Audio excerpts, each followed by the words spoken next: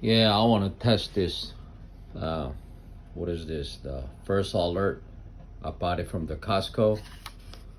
The model number CO 1210. Cause I'm going to winter camping, and I want to test this buddy heater and see if it's safe or not. So I'm just testing it. So the best way to find out the CO2 is going to be a detector or not. So what I'm going to do is I'm going to take it over to my car. My car right now is running, and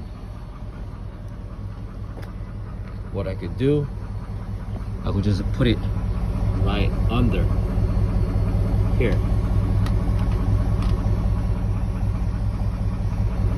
Car is running. You see the smoke coming out, and then see if this is gonna be giving me alarm or not.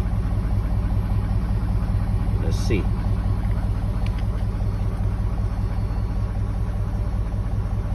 It's not doing anything. It's not doing anything. So if you believe this,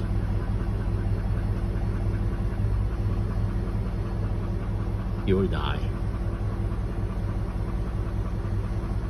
You will die. It's not doing it.